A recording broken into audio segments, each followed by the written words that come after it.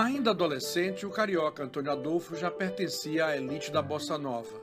Mas isso não impediu que ele abrisse a cabeça para todos os sons e fosse um dos responsáveis pela fusão MPB com Soul Music no final dos anos 60. Formada por ele e alguns dos melhores músicos brasileiros da época, a banda Brazuca introduziu essa fusão em alto estilo e extrema qualidade na MPB. Adolfo e seu parceiro, Tibério Gaspar, geraram sucessos antológicos como Samarina, Juliana, Glória Glorinha e Teletema. O maior de todos, entretanto, foi a canção emblemática da virada dos 70, BR3, que ganhou o Festival da Canção em 1970 e apresentou ao país o talento de Tony Tornado. Antônio Adolfo tem sido um vitorioso construtor da ponte MPB Jazz entre Brasil e Estados Unidos. Ponte que é musical e aérea, já que ele vive entre Rio e Miami, cidades que alimentam sua incessante criatividade. Eu estou aqui do lado com um dos mais importantes músicos brasileiros da nossa geração. Um músico que foi dos primórdios da música dos festivais da MPB dos anos 60, que revolucionou tudo e todos, a hoje ser uma das expressões máximas da MPB em termos de Brazilian Jazz nos Estados Unidos, e keep going, keep going, keep going, como aquele coelhinho Energizer, ele não para de tocar. Antônio Adolfo, de onde é que vem essa força? Acho que essa força, Carlos, ela vem da própria música. Acho que a música sempre me deu força em tudo, sabe? Desde os momentos assim mais difíceis, aos momentos mais alegres, aos momentos de sucesso, os momentos de compenetração, assim, os momentos que eu sempre precisei dela e sempre utilizei. Mas, Adolfo, eu conheço centenas de músicos. Eu fico impressionado com... Você colocou, e a gente vai ver as capas aí, em menos de 9 anos, 9 álbuns do mercado, chegou 2 vezes ao Grammy, chegou 3, 4, 5, 6 vezes ao Press Awards. Verdade. E, enfim, é mesmo só a música ou tem uma coisa em você de se considerar que a realização está muito longe ainda de ser alcançada? Olha, não sei, é uma energia assim, que eu não sei de onde vem, mas eu acho que a cada ano que passa, a cada momento que passa, mais eu quero produzir. Será que é porque eu tô achando que eu já estou ficando mais idoso? Ou porque você tem mais tempo também, né? Porque você teve que tempo. Equilibrar durante a vida também essa coisa verdade. de você ter uma escola de música muito bem sucedida. Continua, e isso deve ser demanding, né? A escola realmente me tomou muito tempo. Agora com as minhas filhas grandes, né, e tudo, as 2 filhas que tomam conta das escolas lá do Rio de Janeiro. A escola que eu abri aqui, eu me senti assim, eu senti que eu estava sendo injusto com os alunos, porque eu estava viajando muito, comecei a fazer muito show e discos também, e que me obrigava a viajar e tudo mais. E aí eu dei um tempo. Hoje em dia eu dou aulas assim, ou sou convidado para dar aulas em universidades ou colleges, ou mesmo em locais que eu escolho, assim. Aqui mesmo na Flórida eu achei um local ideal para dar as aulas assim, de vez em quando, uma aula ou outra, e que não tome o tempo para eu criar, porque eu acho que a criação é uma coisa que faz muito bem. A aula também eu tenho um prazer enorme. Eu tenho 7 livros lançados no Brasil, agora vai sair o 8º. Isso é mais uma realização que eu estava falando sabia. agora, sim, aí onde é que cabe? Na minha cabeça isso não cabe, porque eu tô para colocar um livro que está pronto há mais ou menos uns 10 anos no mercado, nunca encontro tempo de fazer a revisão final. Imagina você produzindo esses discos maravilhosos, discos que têm obtido um reconhecimento internacional, no momento que a música brasileira vive assodada por críticas de mediocridade, de falta de qualidade. Tá o senhor Antônio Adolfo colocando a gente na parada ano após ano com uma música que inspira aqueles que são mestres. Eu me sinto muito bem assim de estar realizando, até porque tenho esse feedback. Também, se você você ficar lançando disco sem ter nenhum retorno, quer dizer, não digo financeiro, não, mas eu digo o feedback assim das pessoas apreciarem o seu trabalho. Eu vejo que os meus discos entram na parada do jazz sempre, todos esses discos. Todos os anos estão entre os discos de jazz mais importantes lançados no ano. Mais importantes, sabe? Críticas ótimas, prêmio Press Award, Grammy. Então, acho que eu tenho que continuar fazendo, porque o artista precisa ter esse estímulo, entendeu? Que nem quando você vai fazer um show, você tem que ter a plateia ligada em você, entendeu? E quando você sente isso te gera uma energia que você vai produzindo mais e mais e mais. Entendeu? Eu tenho uma curiosidade de uma coisa, Antônio. Há 10 anos você vive literalmente na ponte aérea. Você deve dar uma grana violenta para as companhias aéreas que voam nessa rota Rio de Janeiro-Miami.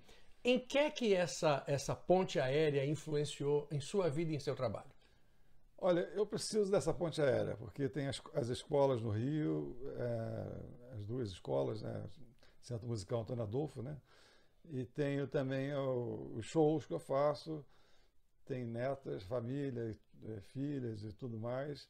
E, então, essa ponte aérea ela é muito importante também quando eu vou gravar os meus discos, porque eu gravo os discos com os músicos que moram no Brasil, que realmente sintonizam muito com o meu trabalho. Se você ouvir os meus discos mais recentes, os 4 últimos, por exemplo, você vai ver que desde a capa tem uma identidade e até o som, os músicos, o engenheiro de som, estúdios. Eu prefiro.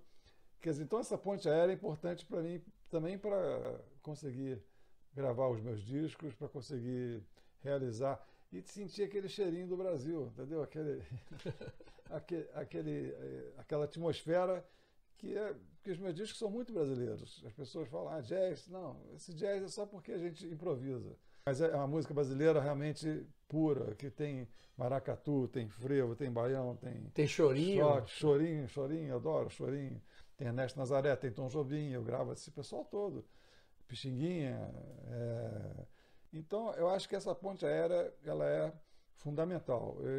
E se bem que a cultura brasileira é tão forte na gente que ela fica, mesmo que você fique distante geograficamente. Mas eu gosto dessa ponte aérea. Bom, mas a ponte aérea também tem uma configuração diferente na sua vida pessoal. Você vive aqui no meio de um parque ecológico, protegido pela natureza. Isso também ajuda a você ter feito essa transição para os Estados Unidos com mais tranquilidade, com mais afeto?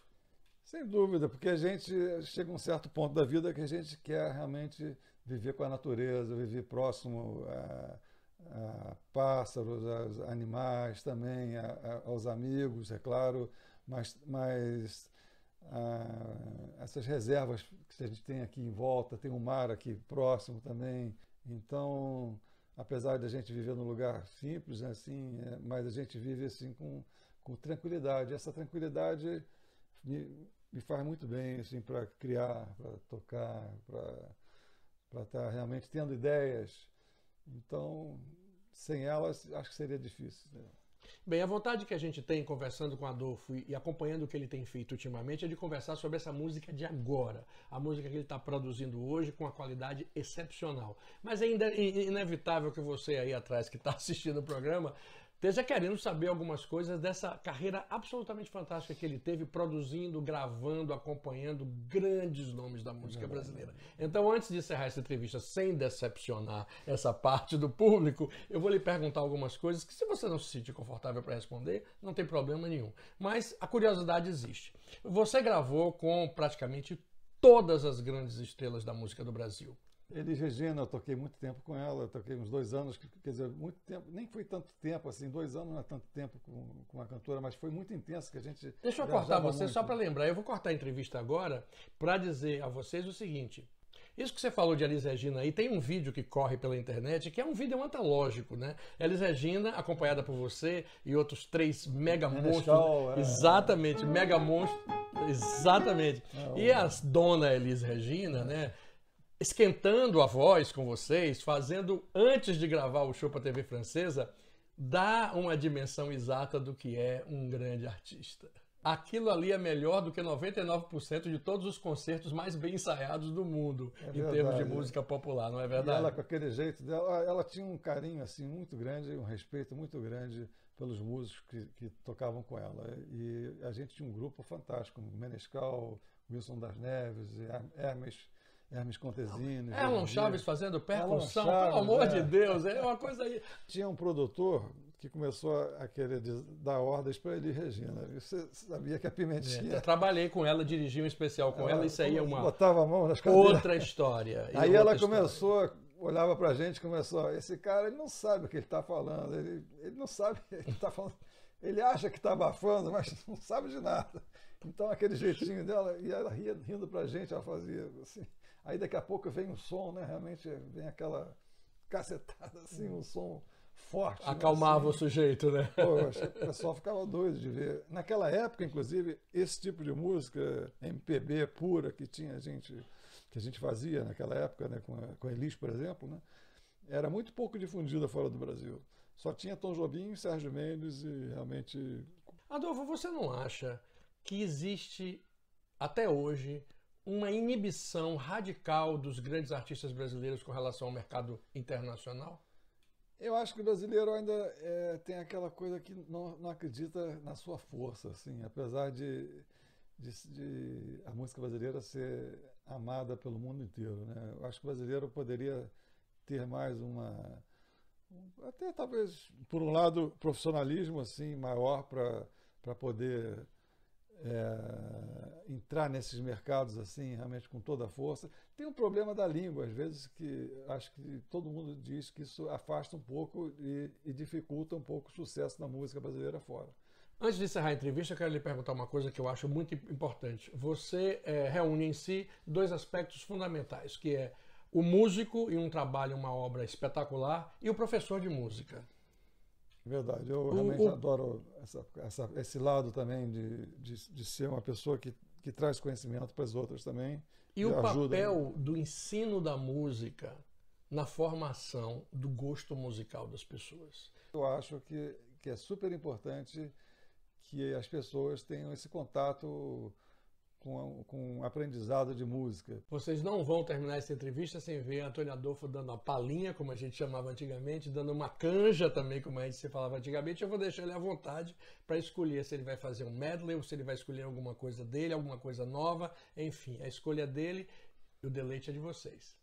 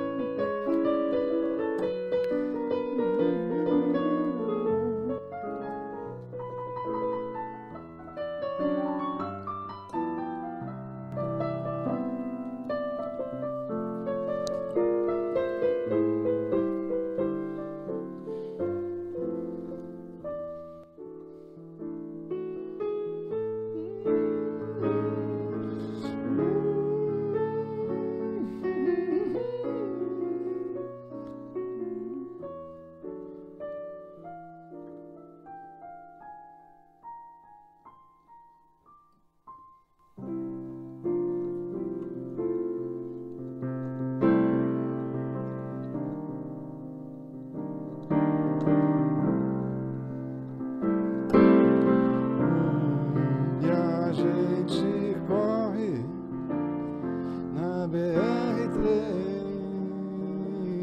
a gente morre.